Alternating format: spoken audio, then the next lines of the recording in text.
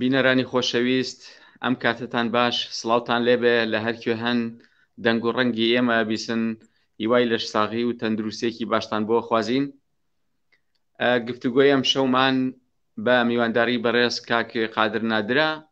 کە یەکێکە لە چالاکوانەکان لە هاندەران و یەکێکە لە چالاکانی بواری سۆشیال میدیا و یەکێکە لە دەنگە ئازا و ئازادەکان کە لە هاندەرانەوە ڕاستیەکان ئاشکرا ئەکات و خاڵ لەسەر پیتەکان دانێ و دەست لەسەر برینەکان دانێ. کاک قادر نادر، ئەم کاتت باش، هیوای لەش ساغی و تەمەن درێژیت بۆ خوازین. زۆر سپاس کاک ئیسماعیل، زۆر سپاس. هەر بژیت سپاس دەکەین. کاکی قادر، لە ماوەی چەند ڕۆژی ڕابردوودا، ئەگەر بڵین لە ماوەی هەفتەی ڕابردووە، هەواڵێک جۆرێک لە گەردەلوول سۆشیال میدیا و میدیاکانی هەرێمی کوردستانی تەنیەوە بگرە لە میدیاکانی ئەمریکاشی تەنیوەتەوە بووەتە یەکێک لە مانشێتەکان لە میدیاکان لە دنیای دەرەوەش. ئەویش بابەتی کڕینی ئەو مڵک و ماڵەیە کە بەڕای ئەو ڕۆژنامەنووسە یەکێکە لە مڵک و ماڵەکانی سەرۆکی حکوومەتی هەرێمی کوردستان کە بە نزیکەی 20 ملیۆن دۆلار کڕیوەتی. پێمان خۆشە جەنابەت کە لە هاندەرانی میدیاکانی جیهان ئەگەر سەرنجیان خستە سەر بابەتێک، ئەگەر سەرنجیان خستە سەر مڵک و ماڵ و پەنجەیان ڕاکێشا بۆ یەکێک لە بەرپرسانی هەر حکوومەتێک، خوێندنەوەی چۆنی بۆ ئەکرێت کاک قادر؟ سپاس بۆ ئێوە زانیار پەیدی زانیار. وەڵای بە بەردەوامی کەس ئەوروپیەکان و ئەمریکیەکان سیاسەتێکیان هەیە، کاتێک بیانەوێت لە یەکێک بدەن ڕسوای بکەنیان ئەوەتە بەرەو ڕوخانی ببن، بێگومان مەسەلەی واگەاندنێکێک لە مەسەلەکان، ینی بەنمونە مەسەلەن سەدام 88 چینیابارانی لە خەڵکی کوردستاندا بەس بڕوا بگە وەختی لە نەوتیەک کە کوێتی ئەوەی هێرشی کوێتی کردو ئەولی ڕوخانیاندا ئەو کات مەسەلەکان لێقیت کردەوە. بەنمونە پار لە وڵاتی سوید 2 ساڵ لەمەوبەر لە وڵاتی سوید وەزیری دیفاعی عێراق کە جنسەی سویدی هەیە کاتێک خۆپیشاندانەکان بوو، هەموو فەزاعەتەیان لە میدیای سویدی بڵاو کردەوە کاتێ ئەو هەموو خەڵکە شەهید دەبوو. تەنانەت پرتەنامەکانی کە حتا مەسەلەی هاوڕێگەسخوازی بوو کەتە ناو میدیای سویدی، ینی بەنمونە دەڵێم کە زۆر جار دەڵێن نابی ئەو شتانە باز کرد، علم ساتەکانیان هەموو بڵاو کردەوە. زائیدەن بۆ ئەوەش خوێنەرە گوێگرانی شتە بزانن وەزیری دیفاع عێراق تەسەوەر کە لەسەر سۆسیالی دەژیا، لەسەر سۆسیالی دەژیا. وەزیری دیفاعی عێراق کە موچەکەی بزە بەلا ئەو دەیان سەفقەی پچەک و بودجەکەی لەسەر 50 ملیۆن. ئەوروپی ئەمریکیەکان یەکێک لەو شوێنانی کە بیانەوێت هێزێک ڕسوا بکەن، فشاری بکەنە سەرێ مەسەلەی ڕاگەیاندن بوو. دیتیشمان بەر لە ڕوخانی سەدام، بەر لە لێدانی سەدام ڕۆژنامەنووس دەنێردرا، ینی ئەوانە مێژوو ئەوەی هەیە کە بەشێک لەو کارانە کاری مخابراتیە، لە ناو کاری مخابراتی میدیاش کاری مخابراتی دەکرێت. بەڵێ بەڵێ کاک قادر، ینی بۆچی ئەم جارە لە وڵاتانی ئەوروپاوە لە کاتێکە کە کوردستان زیاتر ینی چۆن بڵین لۆبی لە ناو ئەوروپایە هەیە وەک لەوەی کە لە ئەمریکای وڵاتێکی زۆر دوورە دەستە بە بەراورد بە وڵاتانی ئەوروپی و وڵاتانی دراوسێ، ئەم مەسەلەیە بۆ لە ئەمریکا سەری هەڵدا؟ بۆ ینی ئایا بەرپرسانی هەرێم لە وڵاتانی عەرەبی یا لە وڵاتانی دراوسێ یا لە وڵاتانی ئەوروپی مڵک و ماڵیان نییە؟ ئایا مەسەلەن باسەکرێکە کەشتیگەلیان هەیە، کەشتیگەلیان نییە و شوقە و ڤێلا و جەزیرە و ئەوانیان نییە لە وڵاتانی ئەوروپی؟ بۆ تەنها قیت کرایەوە وەکو جەنابتان لە هەولێر ئەم قسەیە بەکارهێنن، بۆ تەنها ئەم شتە لە قیت کرایەوە کە لە ئەمریکایە ئەم ڤێلایە هەیە؟ ئەوروپیەکان بە بەردەوام پاشکۆی ینی چاوەڕی سیاسەتی ئەمریکا دەکەن، هەر شتەکە ئەمریکیەکان بیکەن ئەوان دوای ئەوە دێن. ینی ئەوروپیەکان ئیرادەیەکی سەربەخوو گوێرانیان نییە سەری کۆی سیاسەتی یەکێتی ئەوروپا بکەی، هەر شتێک ئەمریکا لەگەڵدانەبی جورئەتێکی گەورەیان نییە. ئەوە یەک. دووس ئەمریکا کاتێک بەخۆی دێتنەوە سیگناڵەکە زۆر گەورەترە، ینی سیگناڵەکە گەورەترە. هەندێک جار بەنمونە ینی بازەکان زۆربەی وڵاتانێک کە ڕووکاون لە وڵاتی سویدەوە یەکێک لە وڵاتانەیە لە میدیاکانیان کەیسەکانیان دەجوڵە بەس کاتێک لە ئەمریکا ئەو دۆسیە دەکرێت مانای قوڵی هەیە ینی زۆر جودایە بەڵام دەدەمەیەک شت ینی خەڵک بە تێنەگا ئەوە مانای ڕووخانی ئەو سیستەمە دێ کە هەمووان هیوا دەخوازیین بەڵام زۆر جار وەکو دیسکەکەی هەیەسە وەکو ئەوەی کاتێک سەرۆکێک تەجاوزی دەکا و بە تایبەتی مەسرور بارزانی کە کەسەکە زۆر ملهوڕە تەنانەکەی زیندانیانی بادینان زۆر بە ملهوڕی مامەڵی کرد لەگەر هەموو ئەوروپیەکان و کەسەشی بەپێی ئەو زانیاری و بە دواتچوونانەی ئێمە لەگەر دیبلۆماتکان لە دیبلۆماتکار ئەلەن هەتا لە ئەتەکێتی دیبلۆماسیش مەسرور بارزانی کابرایەکە ڕێز ناگیری ینی تەسەوەڕکەی دیبلۆماتکار هەبووە دەدەقە چارێک لە بەردەکەی ڕایگرتیە ئەوجا مەسەلەن لی بێتاقەتن لەو هەموو ملهوڕیەی زائیدەن هەندێک جاری شێ دەبێ بڵێن ینی لەو وڵاتە ئەوروپی ئەوان جاری وایە سەربەخۆی ینی بە دووری مەژانە زاک ینی هەر بۆ خۆی ئەو دۆسیەی جوڵان بچکولە و ئەوروپا و ئەمریکا ئەو دۆسیانە زۆر شەفافە یەک ڕۆژنامەنووس دیتمان ترامپی لە زەواق دەناوەنیە ئەتواندرێت لە فلیمان دیمانە لە ئەوە ینی وەزیر و شتەکان لێرە ینی ئەوەندەی دەسەڵاتی بڕواو کە ڕۆژنامەنووس میدیا ئەو پەرلەمان و حکوومەت دەهەژێنێتنەوە لە کوردستانی شووە ئەو جەوت پێ ڕاگەیشتیە ئێستا گەورەترین هێزی ئۆپۆزیسیۆن سۆسیال میدیایە کە زۆر لە گۆڕان بەهێزترە بەڵێ بەڵێ کاک قادر جەنابەت یەکێکی لەو کەسانەی کە زۆر جار لە وڵاتانی دەرەوەشەوە تەلەفۆن بۆ بەرپرسانی هەرێمەکەی و حەزت لەوەیە کە کنە و پشکنین بکەی بەدوایی و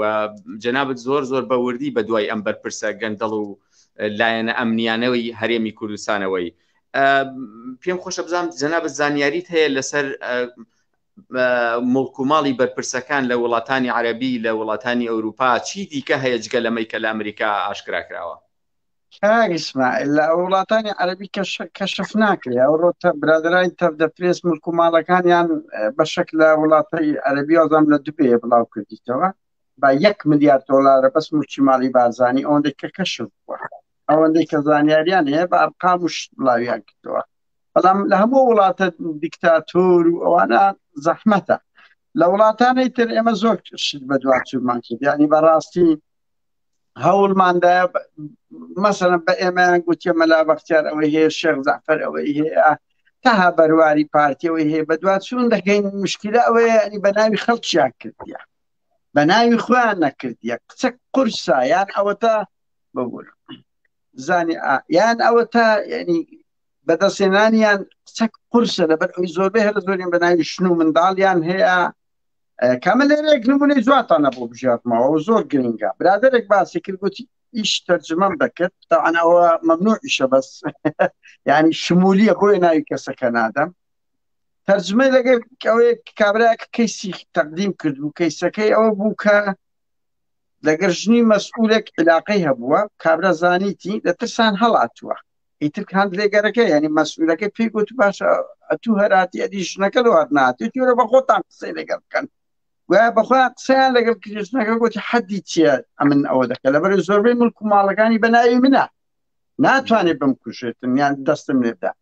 زۆربەیان وان بەناوی ژنیان خزمیان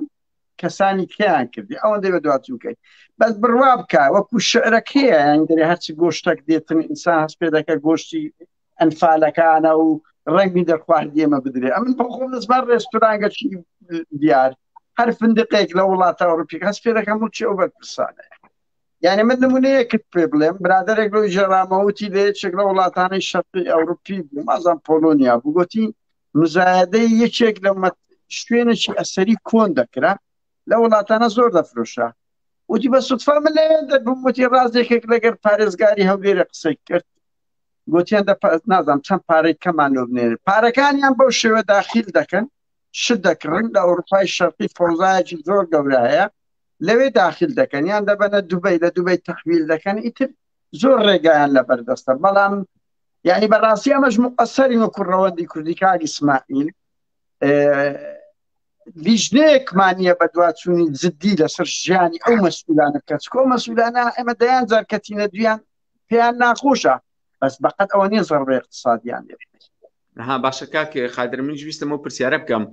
ئێوە کۆمەڵی دەنگی ئازا و ئازاد و سربەخۆن کە لەو وڵاتانە لە ڕێگەی سوۆسیال میدیاکانتانەوە لە ڕێگەی ئەو پەیج و ئەکاونتانەی کە هاتانە بەڕاستی جۆرێک لە ینی وشیاریتیان داوەتە خەڵکان لە هەرێمی کوردستان و هاوڵاتیان لە هەرێمی کوردستان شەوانە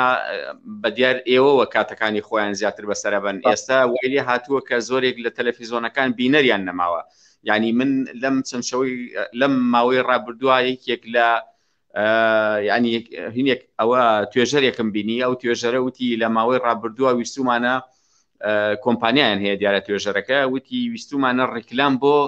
کۆمپانیاکەمان بکەین، بەڵام پێش ئەوەی کە ڕیکلامەکە بکەین ویستومانە ڕاپرسیەک بکەین لە ناو خەڵکیە. نزیکی 6,000 کەسمان دواندووە لە ڕاپرسیەکەمانە، وتومانە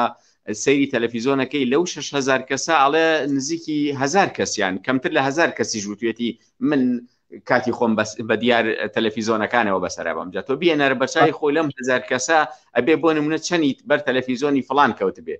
چەندی بەر تەلەڤیزۆنی لە کاتێک کە ئەوانە بودجەیەکی هائیل و کارمەندی باش و پارەی باش و ئەوانە لە بەردەستیانایە. ئێوە دەستان خۆش بێکارێکی زۆر گەوراکەن، بەڵام خەڵک ئومێدی گەورەتری لەسەر جەنابتان هەڵچنیوە، ئەوەی کە جەناب ئێستا فەرمووتان کە ینی باشتر وایە ئێوە لیژنەیەکتان هەبێ، کۆنتاکتان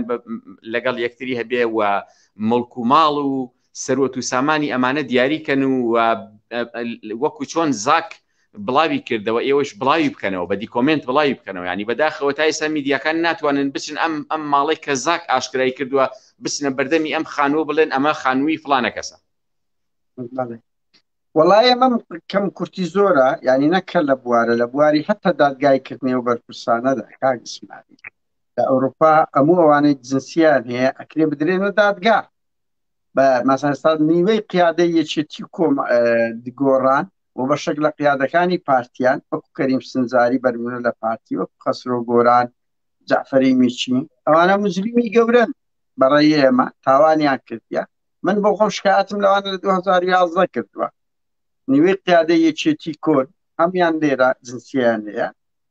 لەو زۆربەی وڵاتەکان هەیە. ینی ئێمە دەتوانی شت بکەین. من زۆر کردووە، ینی خۆش نییە ئەو نقطەیە بڵێم، بەس بەداخەوە کەمترین استجابە لەگەر تێوزائیدن حتا وڵاتە ئەوروپیەکانیش لە ئێستا چۆن وەکو گوتم 88 چیمیا باران لێرە نوتێقیتیان کردەوە. بڕواو کە من نیوەی قیادە یەکێتی پارتی ئەوانەی لە سوید دەژین شکایەتم لێکردنیە، دوکۆمنتم دایتە دەستگای هەواڵگری سوید، واتە لە بەحسیەکانیشمان کردیە، لە بەحسیەکانیشمان زۆر ئەوانەی تاوانی ئەنفال کردیە. ئەوانیش لێرە ینی شەڕەکی گەورەیە. ئەو شەڕە پێویستی بە پارێزەری زۆر بەتوانە هەیە کە مەسەلەن پارێزەری بەتوانە کە سەعاتی بە $6 ئەگەر لوت بکە بەنمونە کەیسێکی وادەوەگری بەلای کەم چەند دەفتەرێک دۆلاری دێ، ئەوش لە قودرەتی مەجموعە کەس نییە. بەڵام لە ئەوروپا ڕێگا زۆرە، ینی ئێمە ئەوانەمان هەموو لەسەر تۆمار کردینە. من دەمەوێت هەر ئەوە بڵێم بڕوا بکە کاک ئیسماعیل، ینی بۆ خۆم دەقیقم لەو جملەی کە دەڵێم ئەوروپیەکان ئەو دۆسیان بنەس بە من گوتووە، وتیان لە ئێستا نابەست لە ئایندە دەبینن. ینی مەلەفیان هەیە لە ئەوروپا کە ئەو تاوانانەی کردیتیان بە تایبەتی ئەوانەی جنسیان هەیە. هەتا من نمونەیەک بڵێم لێرە بۆی ینی خەڵک بە تێنەگا ڕاست ناکەین. هادی شاوێز ساتەیە لەم زۆر جار باسم کرد، یەکێک برای تەحسین شاوێز بە سەردان هاتووە ئێرە جنسیەشی نەبوو، ئێمە چون شکایەتمان لێ کرد، بەڵام دوکومنتت چێکلاکەرەوەمانە بوو ئیدادگای تاوانەکانی عێراق. من تەقدیمی پۆلیسی تاوانەکانی جەنجی سویدم کرد، بڕوا کە پۆلیس کەتت ینی هەوڵیدا بە دواتچوون کرد. هادی شاوێز من بەرپرسم لەو زانیاریە شەوەکەی هەڵاتە نەبیت باشە، یعنی قەزدم لەسەر ئێمە هەوڵماندایە، بەڵام بەڕاستی ئەوە خەڵک دەبیت جورئەتی زیاتر بی لە ئەوروپا. ئەوانەی ئەو خەباتە دەکەن کەمینەی بەڕاشکایی بڵێ کەمترین باز لە ڕەوەندی کورد دەکرێت، بەس من پێم وایە چەند پەنجەی دەستە ئەو خەبات ئەوی دەکا. خەڵکێکی زۆر حەز دەکا، بەس حەز دەکە گوێ لێرە بێ، وەکو سەیری فلیم بکە، وەکو سەیری تۆپێن بکە، جورئەتی نییە بێ لەگەر مەسەلا من دەیان کەس هەبووە لەسەر تاوانەکانی ئەو بەرپرسانە پێم گوتنی وەرن بەدزی شایەتی بدەن ئامادە نەبوون. معاناتەکە داهیتمان بەنمونە ڕۆژنامەنووس دیار هەبووە لە سلێمانی پێم گوتێ کاچی من بەس مەلەفەکەم بۆ بنێرە لەسەر عومەر فەتاحی بەنمونە بەس لەسەر کەریم سنجاری بەس کە تیرۆری ئەو هەمووی کردی ئامادە نەبوونا بەنمونە داوای دەیان مەلەفی ئەو تیرۆرە ئەخر شت ئەبێ بەڵگە لەکرد بێ کاک ئیسماعیل ئەگە بەڵگەت لەکرد نەبێت تۆ چۆن نەتوانی لەو کوردستانەی مەسەلەن تو بچی محکەمە ناتوانێت بێ ئەوە مەسەلەن مەحموود سەنگاوی من 2000 شکایەتم لێ کرد بەس بەڵگەی بە قووەتم دەوێ و پارێزەرمان دەوێ و شاعر دەوێ و بەهەرحاڵ قەزم لەسەر دێ بەڵێ کاک قادر لەسەر ئەو جەنابەت زۆر نامەی دەنگید یاخود سەوتەکانت بڵاوە لە سۆشیال میدیا ئەم پەیوەندیانە چۆنە لەگەڵ ئەم بەرپرسانە ئاوا لە دویان کەوتیت و ئەو پەیوەندیانیان وەردەگری وەڵا عاشقیەکی وەڵای کاکە زانجیانی من باوەڕم بۆیە لە خەباتی جەماوەری مەدەنی دەبی کلاسیکانە ئیش نەکرێت مۆدێرن بی یعنی لە 2014 یەکەم جار مەسەلەن بیرمانەوە کردو بۆ نەکەوینە دوو مەسئولەکان یعنی پرۆتستۆیان نەکەینە کۆمو دنیاە کە مەسئولەکان دێنێرێمە بکەنەوە خۆشبەختانێکم کەسیش کەتە بەرێ مەسعود بارزانی بوو یعنی زۆر قورس بوو یەکەم هەوڵە تو بیکەی لەگەم بنەماڵەی بارزانی و لەگە خودی مەسعود بارزانی لە برۆکسل 20 کەسێک چوین خۆپیشاندانێکمان کرد بەنمونەوە خەباتەمان پەرە پێدا ئێستا خۆشبەختانانی گوتە میتۆدەک مەسئولەکان لەو ئەوروپایە 400,000 کیلۆمەترەی ناوێت سەر دەربکەن وەکو کۆن کۆڕ و سیمیناریان نەما دیداریان نەما یان دەیکەن بە دزی دەکەن و دەگەڕێنەوە یان پۆلیسێکی زۆری ئەوروپی ئاگادار دەکرێتەوە بڕوا بکەمە جاری دیۆم لە 2017 چوین 50 پۆلیسیەکی ئەوروپامان و دادرا بوو یعنی زۆر مشکلێ ینی جاری یەکەمیش کە کرا من ئەو زانیارانە باز بکەم یعنی ئەمەیان بردە ژوورەوە ینی مخابراتی بەلجیکی هات لەگەرمان تحقیقی کرد و دوای ئەوە مەسئولی هەموو خۆی خاصەیەکی ئەوروپا هات گیانمانەوە کاک پێشەوە ئیسماعیل کەم لێرە ئەو تەرجمەی کرد وتی داوامان لێ دەکەن بە پێڵاوی لێ نێدەن هەم قەدمان تەفتیش کرا بوو بەس بە پێڵاوی لە مەسعود بارزانی وتمە بابە وەڵڵا دەی نادەی یعنی قەزم ئەو هاترسن ئەو مەسئولانە ئیتر دوای ئەوە بیرم لەوە کردەوە ینی بەڕاستی ئێمە لۆ من ڕۆژنامەنووسم دیتی قسەك بە شەرمنی قسە لەگە مەسئول دەکات یان ئەمە لۆ ئەو خەباتە نەبینە ناو ماڵی مەسئولەکان ڕسوایان بکەین بە تەلەفۆن و وەکو کارێکی ڕۆژنامەگەریش بۆیە من بیرمەوە کردەوە بچمە ناو ماڵەکانیان لە ناو ماڵەکانیان ڕسوایان بکەین و بە خەڵکی بڵێ و ئەوانە یەک شتی کە کاگیسمانم زۆر لەزەت پێ دەکەم لەبەر ئەوەی هەریەکەیان خۆی پێ خوددایەکە یان قەزم لەو مەفهومەی کە نەگوەکو ئەوەیەک زۆر خۆیان پێ بە زۆر خۆشەتیلۆ تەلەفۆنانە نییە سوچیان دەکەیت پێیان دەڵێن گۆ دزن پێیان دەڵێیان گۆ تاوانبارن پێیان دەڵێت بۆ مستەڵعات تامنێن قەت ئەو زمانە جوێنەم نییە بەڵام مەسەلەن پێیان دەڵێت تۆ تاوانباری تۆ ئەو شتێک دەکەی ئەوەت کردیە فاشلی کە دوایین کشت مەسەلەن بە سیروان بارزانیم گۆ تۆ کەسێکی فاشلی تۆ بڕیاری ئەوەدا تەقە لە داعش نەکرێت ئەوانە قەت گیان لەو جوملانە نابێتن بە زۆر گرنگە تۆ ئەو شەڕە ببێ ناو ماڵەکانیان و خەڵکی شوشیان بکەیەوە پێشیان بڵێن گۆ هیچ نین ستان زیاتر نییە لە ئێمەمانان بە پێچەوانەوە ئێوە تاوانبارن و دەکرێت لێک ینی شێوەیەکە لە دادگاییکردنیان بە تەلەفۆن بەڵێ بەڵێ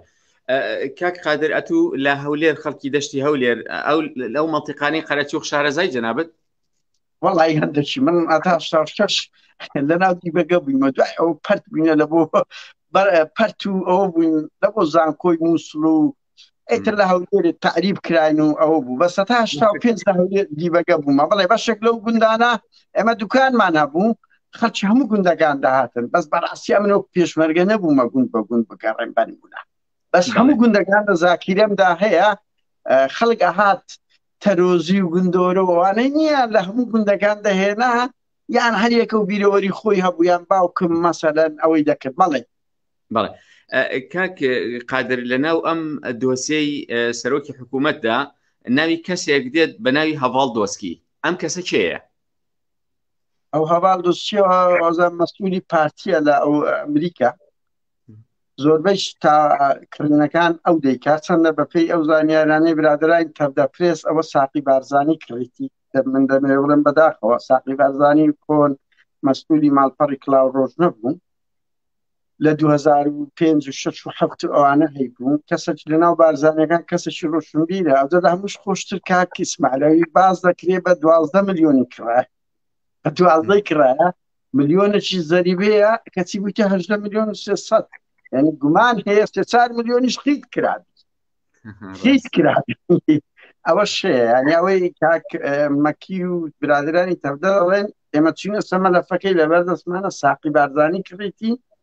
بەڵام ئەو هەواڵ دۆستچە زۆربەی شتەکان ئەو دەیکات لە بۆ پارتی بەڵێ ینی پارێزەری پارتیە لەوێ یاخود بەرپرسی مەسئولە دیارەکانی پارتیە لە ئەمریکای مەسئولە دیارەکانی پارتیە لە ئەمریکا باشە ماڵی بارزانی چیقیان پێەیە متەلەکات شتی ئەوە دەدەنێت بەس ئەوێن بزانم ئەو جارە ساقی بارزانی دوورکردیە ئەوەی ئێمە زانیم چکە من گوێم لە چەند مقابلەیەکەوەی لە سوۆسیال میدیا و لە کەناڵی ئێنافتیش کە مقابلەی کرد زاک باسی لەوە کرد کە ئەو هەواڵ دۆستکیە لە ناو کەیسەکە هەیە وەڵی من زۆر بەوردینەوە ئەو نەبووم بەس هەواڵ دۆستی مەشهورە ئەمە دەیان جار زانیاریان لەسەوی پێداین کە لە ئەمریکا دەوری زۆر خراپەم تەلەکاتی ماڵی بارزانی و یعنی لە مەعبەینیانە بەس کاک اسماعیل 8 ملیۆنە چییە ینی ئەمە دڵنیام لە دوو جاری کرد دوو خانی کرد لەیان کەشف بوو دەیان کۆمپانیاکەیان هەیە خۆ ئەو شتانە لەبەر ئەوی کەتە ناو میدیایەکی ئەمریکی وەکو ئەو گوتەی عەزیز نەسین هەیە کابرایەکی مەسیحی ئەبێتە ئیسلام دنیا خراپ ئەگەر نا ئەوجا کابرا مەسەڵەن عەزیز نەسین باسەکە ملیۆنا کەسکە ئیسلام هەیە بەڵام کەچی ئەوە کە مەسیحی دەبێتە ئیسلام دنیا خراپێت ئەوە لە میدیایەکی ئەمریکی بڵاو بووە ئەگەنا کاکە وەڵی ڕۆژ نییە لەو میدیایانە دەیان لەو شتانە بڵاو نەکرێتەوە ئاستی قەبارەی پارەکە بە ملیاریشە من نمونەیەک بڵێم لێرە لە پەنەما لاوە لە پەنەما 400 ڕۆژنامەنووسی هەرە دیاری دنیا پێکەوە فەزاعەتی زۆربەی مەسئولەکانیان بڵاو کردو یەک لەوانە باز لە متەلەکاتی مەسئول بارزانی کرد کە بەناوی ستێپ گروپە یعنی بە ملیارە هەیە یان کاکە بە ویژدان بڵێن ئەو دەیانی وەکو عەلی ئەمە ساڵ 100 ئەوەندەیان باس کردیا کە ئەو مەسئولانە دەبەن دەدزن یعنی ناویان ناڵێن بەس مەسەلەن ئەوەیە بەس ئەوە ناوی هینایە لە مجەلەیەکی ئەمریکیە و بەڕاستی خەڵک ئەوەندە پڕە لەو مەسئولانە بچووکتریش دەبێ ئاوا گەورە دەکرێت و ناشتوانێت ئێستا ئاوایە مەسرور بارزانی هیچی پێ نمایە بەس ماوێت گوێم بە دایک خوشکی ئەو خەڵکە بدە ئەگەنا هیچ بەڵگەی نییە کە دەتوانی ئەو ئەگەر جنسیەشی نەبێ ئیقامەی هەیە ئەمریشی ئەتوانێت بچێ شکایەت بکە بەس ترسنۆکە ناوێری دێ بەیاننامەیەکی وە نزم دەرەکە کە بڕوە ناکەم لە سۆماڵ و مەقەدیشۆ و لە هیچ وڵاتێکی ئەفریقی سەرۆک وەزیرانێک هەبێ ئەوەندە پەنا بۆ ئەو بوختانە کۆمەڵایەتیانە ببات بەردەستیدا هەیە بەڵێ من ویستم ینی ئەو پرسیارە لە جەنابەت بکەم ینی وەکو جەنابەت فەرمووتان زۆر ڕێگە هەیە کە بتوانی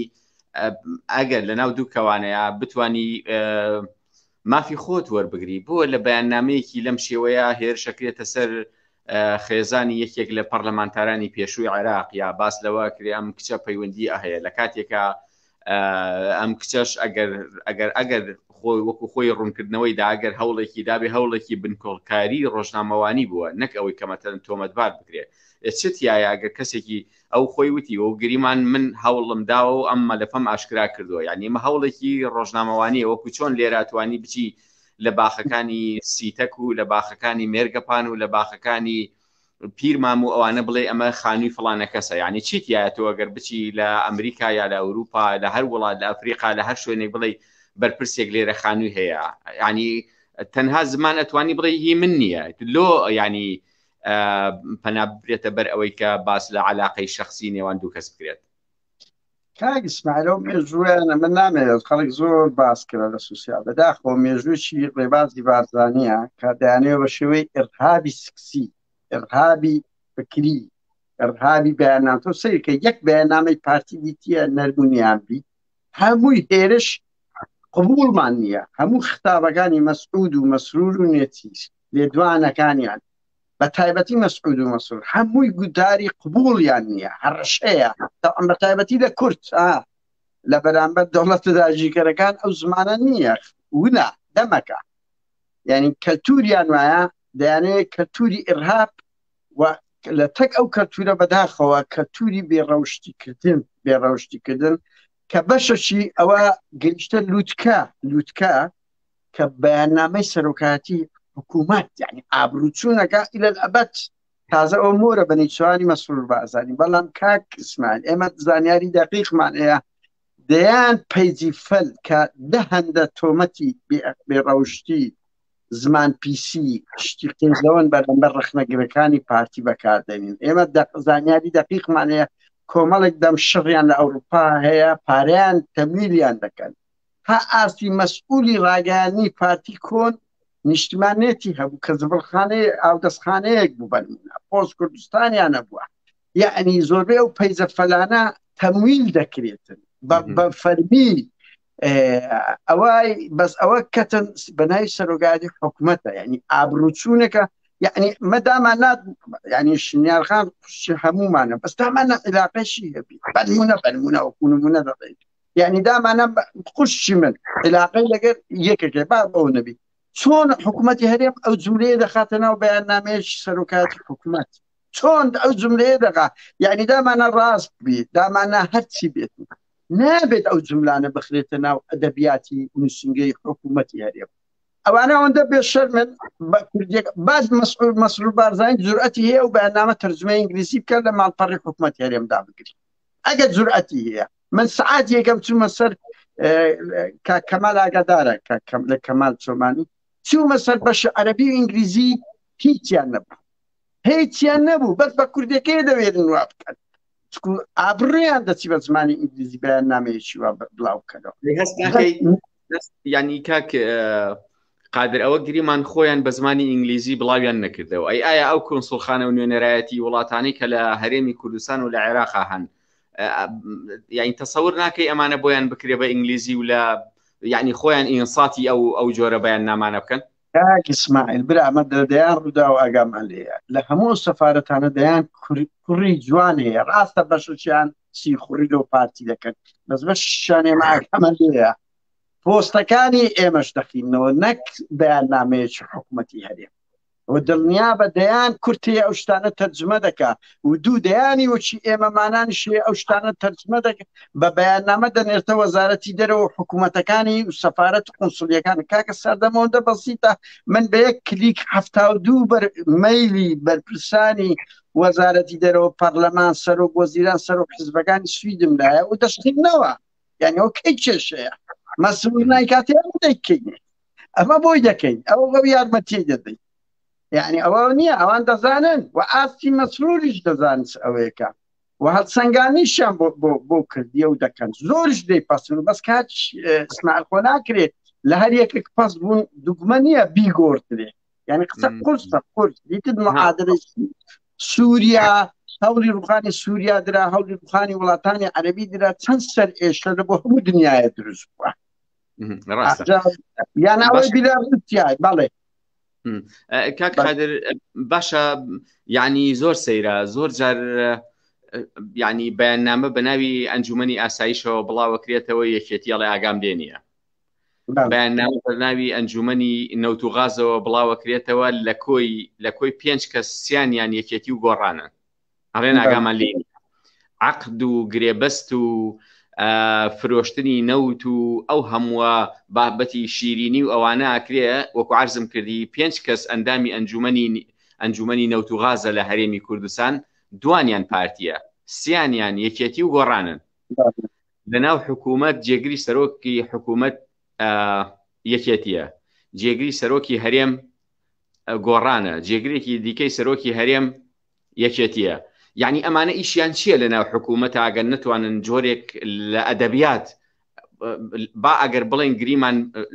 لە فلتەری پارتی دەرچوو نابێ خۆی یەکێتی گۆڕان سەیری بکەن بڵێن کاکەم ئەدەبیاتە نابێت لەناو بەیاننامە حکوومەتی هەرێمی کوردستانە هەبێ ێ بەیانی دوو بەیانی مناڵەکەی تۆ مناڵەکەی من خوشکەکەی من براکەی تۆ توێژینەوەیەکە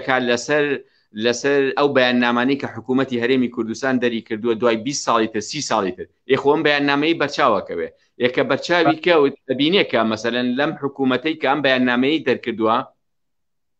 جێگری سەرۆکی حکوومەتەکە یەکێتی بە جێگری سەرۆکی هەرێمەکەی گۆڕان بووە. من و تۆ پارتی تاوانبارەکەی نەڵین پارتی ئەم بەیاننامەی دەرکردووە. نابێ ینی جۆرێک قورسایش بخرێتە سەرشانی یەکێتی و گۆڕان کە بڵین نەخێر با بە ئێوەی جۆرێک شەریکن لەم بابەتەیە. تۆ باس هەلەوەش بێن سەمەسعود بارزانی لەو ڕۆژانە بەیاننامەیەکی دەرکردووە هێز دەجوڵێنی هێزی ڕەوانی مەحموود کردو. سیفەتی چییە؟ سیفەتی چی ینی؟ هەموو شتێک لەبەردەستی خۆیەتی. پاڤێل تاڵەبانی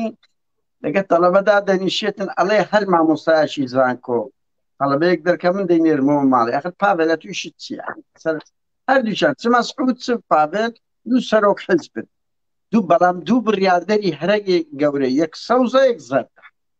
یعنی ئەوە کارە ساتە. هێشتان ئەگەر هەر کۆشی بێ ئەتوانی بڵێ یعنی سەرۆکەکی دیکتاتۆرە لە ڕووی ئیداریەوە ئەو مافەی هەیە. بەس بڵێ مەسعود و پاڤێل ئەنگۆ بەچ حەقێک ئەو مافەتانەیە ئەو بڕیارانە دەدەن. یعنی ئێستا لە سەوز پاڤێل بڕیار دەدا. حکوومەت ئەوە هەموو شتێک ئەوە بەکەیف خۆی خەڵک دەگرێ بەردەدا عەفوی دەکا. ئەوە بنمونە لەو لای تریش مەسعود بارزانی هێز دەجوڵێنێ لە کاتێکگە نێ چیر مەسئولی فەرماندەی هێز چەکدارەکانە. یعنی زۆر گوناحانێ چیر بەچ دیما ینی مە چەند جاری تر داوام لێ کردی وەرە بۆ ڕێزی ئۆپۆزیسیۆن لە خۆت باشترە. ینی تامەعیدین معروفەکە تەسەوەرکە هێز دەجوڵێ ئاگای لێ نییە فەرماندەی هێز چەکدارەکانە هیچی بەدەست نییە. دوو گۆڕان و یەکێتی بۆ خۆیان هەر لە ئەساسدا دوو هێزی بێ ئیرادەن لە بەرامبەر پارتی تۆ نەکەرەوە بەیاننامە بەناوی حکوومەتی هەرێم 2000 وەخت خۆی دەرچوو دژی یەکێت. ئەگەر بێتەوە بیرت ململانەی نێوان لاهور و مەسرور بارزانی کە بدایەت دروست بوو بەناوی حکوومەتی هەرێم بەیاننامە دەرچوو کە لاهور لە حکوومەت تەمەڕونی کردیا. ئەوە بوو یەکێتی بەناوی جێ ئەوەل تیمی حکوومەت وەڵامیدا. یعنی حکوومەت لای مەسرور بارزانی یەکسانە بە خۆی بەکەیف خۆی بڕیار دەدا. خۆ دادگاکان خۆ بەیاننامەی ئاسایش باشترین شتە. بەیاننامە بەناوی ئاسایش دەرچێت لە بۆیان نییە لە پەیجەکەش بڵاو بکەنەوە. نەکەرەوە لە 5 سێنە دەریش دەچیتن. یعنی هەتا وزارش لە کوشتنی عەقیدی ئەو کانی کوردیە ئەگەر ڕاست پێ بکەین بەیاننامە دەرچوە پارتیاگای لێ نەبووە وەزیری ناو خۆی ئیدانە دەکات. یعنی هەموو کارە ساتە. بەڵام یەکێتی و گۆڕان بە تایبەتی هەر گۆڕان هەولێر گوتنی دەستی لێ بشۆ کە پێی دەگۆترێ. یعنی دوو هێز زۆر بێ ئیرادەن و ئەو تەجروبەی 8 ملیۆنە کە زەق بوویتەوە نیشانیدا نە حکوومەت یەکسانە بە مەسرور بارزانی پەرلەمانی سقوط پێ کرد. کەس ناوێری لیژنەی نەزا هەیە کاکە لیژنەی دەستپاچیە پەرلەمان هەیە خانمان و ژنان یەک کەس ئەو هەموو فیمینیستە ناوێری دانەی مەسروری منیش ویستم پرسیار لەسەر ئەوە بکەم. ئەوە چەند مانگێکی تر 8 مارس دێتە پێش هەموو ئەحزاب و هەموو بەرپرسانی ئەم ئەحزابانە لێرە و لەوەیەکەونە شین و شانامە بەسەر ئافرەت و هەمویان شیعرەڵێن و هەمویان دەست بە سنگەوە گرن بۆ ئافرەت و گوڵی سوور پێشکەشی ئافرەتانەکەن و ئەوە ڤالانتاین ئاوا. یعنی تۆ بهێنەرە بەرچاوی خۆت ینی لە بەیاننامەی حکوومەتی هەرێمی کوردستانە دەرچووە ینی سوکایەتی بە یەکێک لە هاوڵاتیانی خۆی ئەکات بەرامبەر بە بێگانەیەک. زاک ڕۆژنامەنووسێکی بێگانەیە ئێمە هاوڵاتیەکی خۆمان تۆمەتبارەکەین بەوەی کە علاقەی ناشەرعی لەگەڵ کەسێکی بێگانەیە هەیە. یعنی جەنابەت وان نزیکی 30 ساڵێکە بێت لە وڵاتانی ئەوروپا ژیر متابعی میدیاکەی ینی دەست و پەنجەت گەرمە لەگەڵ میدیا سوۆسیال میدیا ئەوانە بینیوتە تا ئێستا لەوە یەکێک لەو وڵاتانە ینی وڵاتێک سەرۆکی حکوومەتێک پەرلەمانێک جەیشێک ینی هاوڵاتیەکی خۆی بشکێنێت یا دژی هاوڵاتێکی خۆی قسە بکات ئەگەر لە دەرەوەش بوو بێت.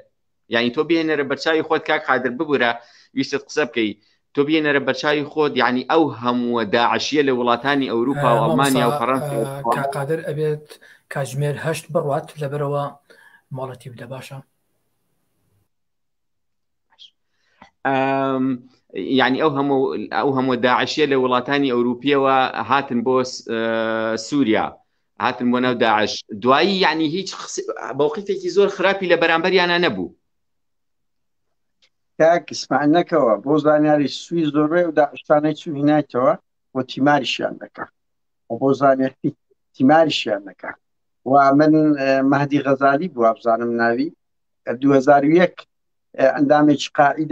ئەندامێکی قاعیدە بوو گیرا لە ئەمریکا میدیای سویدی هەموو کەتە دوێ کە دەبی ئازاد بکری ینی قەزم لەوێ قاعیدە بوو ینی لە گوانتانامۆوانە گیرا بوو آخر شت سەرۆک وەزیرانی سوید بە بۆشی گوتگوتی ئەو نەفەرەمان دەبیرۆ بەردەی بەریاندا ئەو داوای قەرەبووشیان لە ئەمریکای کردەوە بەس لەبەرەوەی جنسێ سویدیەوە و ئێستا بوویتە گەورەترین کێشە ئەوە نەک ئێستا 2 ساڵ لەمەوبەریش وەختی داعش بەهێزیش بوو بریندارەکانیان دەهاتەوە لێرە خۆیان تیمار دەکرد دەشکڕانەوە بڕوا بکە ینی سەدەیەکی زۆر گەورەی دروست کرد ئەوە لە میدیای سویدی ها ئەتوکە ئێستا من تاچی هاوڵاتیەکی سویدیم حکوومەتی سوید جبارە لە پێناوی ڕزگارکردنم بودجەی وڵات تا سیاسەتی خارجی بگۆڕی لە پێناوی ئینقازکردنی من ئەگەر کێشەیەک پێویست سیاسی خارجی بگۆڕی و بودجەش کراوەیە لە بۆ ئینقازکردنی بەڵام لەو کوردستانەی ما تاک ئەو پەڕی ئیهانە دەکرێت یعنی ئەوەی شنیار بەشەکی زۆر بچووکە کە شش زۆر ئابڕوبەرانەیە لەبەر ئەوی کۆمەڵایەتیەوە ئەمە ئەوە لێکردنەوە ئەگەنا کەی ئەو پارتیوێکی ڕۆژێک لە ڕۆژان حسابیان لە بۆ ئەوانەی بلاروسیاش کردیان ئەوانەی بلاروسیا ئەوانەی هەموو بە تۆمەتبار کرد کە ئەوانە پەکەکە هانیان دەداتن بەنمونە ینی ئەوانە کەی سڕیان لەوە کردەوە ئەوانە ئێمەمانە ڕەوەندی کوردی دۆستی ئەو دەسەڵاتین لە مەسەن دژی داگیرکەرەکانی کوردستانی بەس هەمومان ئەمر قەبزیمان هەیە تەنیا لەبەرەوەی ڕەخنەیان لێ دەگرین بەنمونە ئەو دەسەڵاتە چێی حەزی لە ئینسانی کۆیلەیە هەر یەکێک کە ڕەخنەی لێ بگرێت تۆمەتی ئەخلاقی لۆ دروست دەکات ئەوەی مەسرور بارزانانی ئەوە لە بەناوی حکوومەتی هەرێم بوو ئەگەنا بڕۆ پەیج میدیاکانیان بگرە کە میدیایکی زەبەلاحیان خستە تۆمەتێک نەک لە بۆ ئێمە لە بۆ دەنگانەی ناو نیشتیمانیش دروست دەکەن چێ قسەی لەسەر ئەو مەسئولانە بکە کاک ئەوە ڕۆژە NRT دەبێت 441 میلیۆن جار کێشە تەکنیکی نازانم کیان لەو دروست کردی خۆ بەیان نامەیان دەرکردێت تەشویش دەخەنە سەرمان کاکە تۆ بڕوا دەکەی کاک ئیسماعیل من دواییشت بڵێم وەزیری خارجی عێراق فواد حوسێن شکایەتی لە کاک مەکی ئامێدی لە فەیسبوک کردیە کە کابرایەکی خەتەر لەسەر ئەمنی قەومی عێراق یعنی ئەوانە دەسەڵات هەموو لە بۆ شتانە بەکاردێنن تەسەور دەکەی ڕۆژنامە نووسانی ئەمریکا و ئەڵمانیا خەریک بوون هەتە فەیسبوکی کاک مەکیان وەگرتەوە یعنی ئەوانە وان یعنی ئێستا بەدەستیان بێ ئێمە لایوان ئەمەد لە داعش خەتەرترین ئەمە لە تورک خەتەرترین بڕوا بکە لایوان ئەو وایە ئەو تێکدانەوەیان هەیە بەڵێ سپاس دەکەین کاک قادر جەناب دیتلیزامت هەیە و ئێمە زیاد کاتت ناگرین پێمان خۆشە زۆر گفتوگۆکەمان بەردەوام بێ ئیشاڵا لە داهاتووە پێکەوە گفتوگۆی زیاترەکەین کاتێکی خۆش بۆ تۆ هیوای سەرکەوتنت بۆ خوازین هیوامان وایە نەکەویتە دەست هێزە ئەمنی و ئاسایشیەکانی ئەوانی کە یانەوێ زیانت پێ بگەێنن هەر شاد بی کاتێکی خۆش بۆ تۆ با بە ئیلتیزامەکە تا ڕابگەیت سپاس زۆر سپاس بۆ ئێوەش کاک ئیسماعیل کێشەنی ئەمەش ناینەوە ئەوان کوردستانیان لە ئێمە گرتی ئێمەش ئەوروپامان لێگرتینە یەک بێکەوە تۆپانێ دەی کاتێکی خۆش زۆر سپاس بۆ پەیجەکەتان بۆ تۆ بۆ کاک زانیار بینەرانی خۆشەویست لەگەڵ کاک قادر نادر قسەمان کرد لەو ماوە کورتە توانیمان وەڵامی چەند پرسیارێک وەربگرین کاک قادر نادرێکێکە لە دەنگە ئازا و دلێرەکان کە لە وڵاتی سویدەوە زۆر جار زانیاریە ڕاست و دروستەکانە خاتە ڕوو و زۆر جاریش بە تەلەفۆن لەگەڵ بەرپرسە ئەمنی و سەربازی و مەدەنیەکان لە هەرێمی کوردستان بە دوواداچوون بۆ کێشەکان لە ئەکات لە هەرێمی کوردستان کاتێکی خۆش بۆ ئێوە